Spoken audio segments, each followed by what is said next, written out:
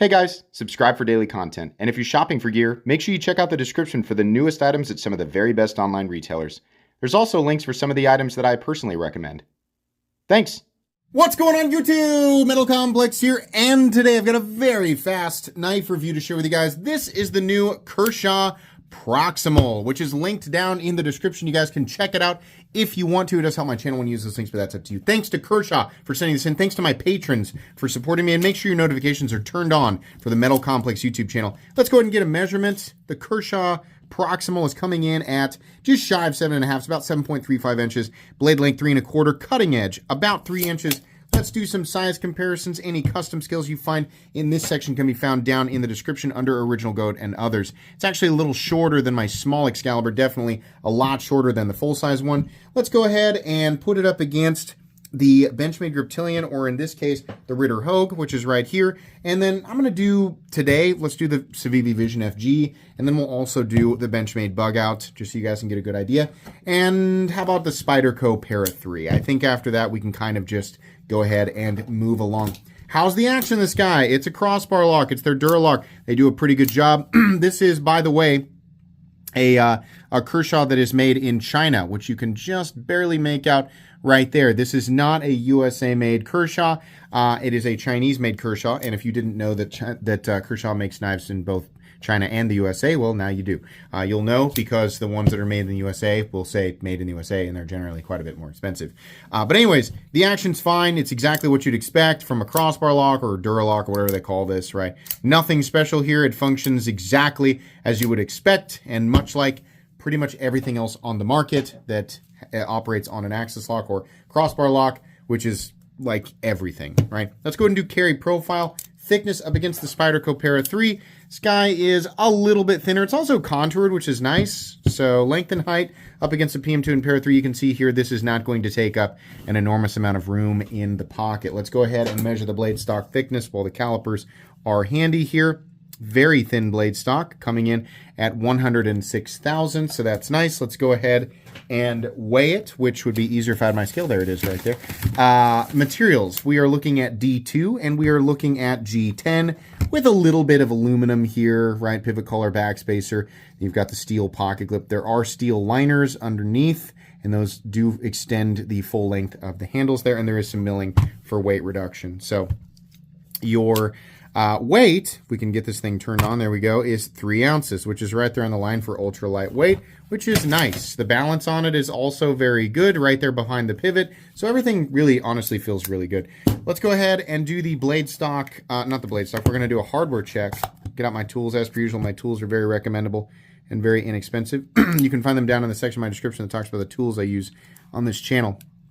We have T8 for the pivot, and we have T6 for the body screws, and the pocket clip screw, which, by the way, is ambidextrous in terms of positioning and can be mounted on the other side by using that slot there. Okay, meat and potatoes time. This is an incredibly normal knife. It is very much just knife. It has a knife handle, and it has a knife blade, and we've seen this a million times. It also has good knife ergonomics. The pocket clip does not create a hot spot. The jimping is in a good spot, and it feels good.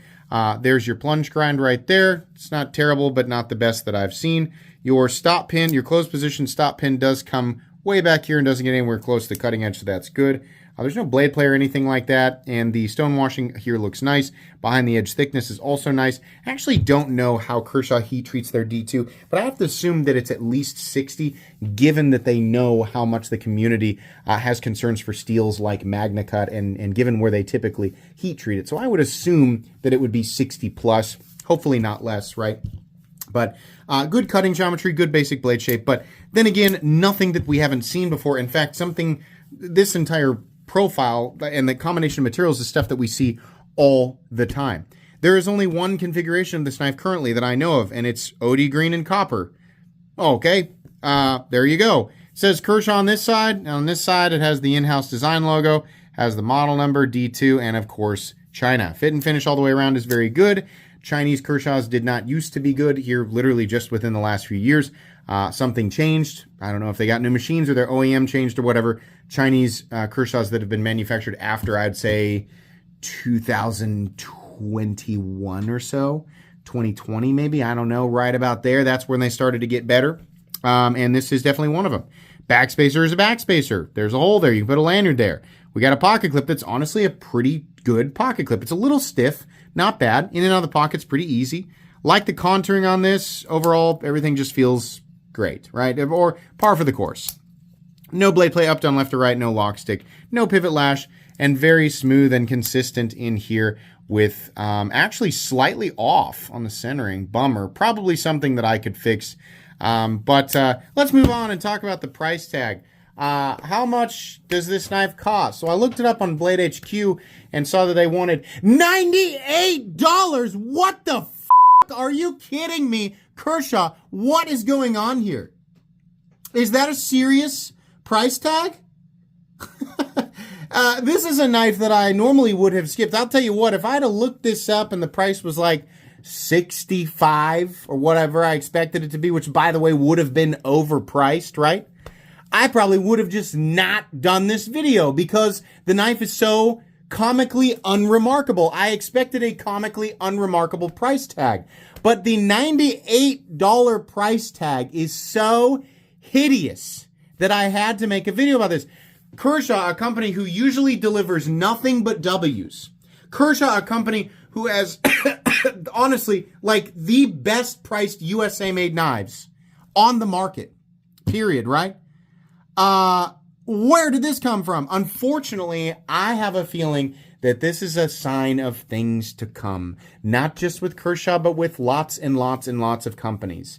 World economics and world climate is catching up with everybody. Some companies are able to maintain a consistently low price tag, and I don't know if they're, for lack of a better word, cheating, or if they've found loopholes or whatever.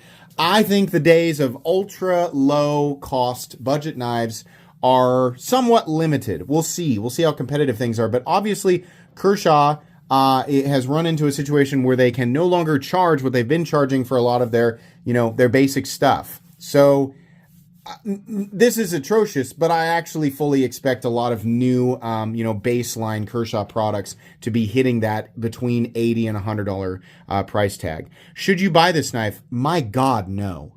I don't know why this was even maybe this was made and they were thinking, yeah, we can slap a $55 to $60 price tag on it and it'll be fine. Which, by the way, is exactly what it would have cost exactly 1 year ago.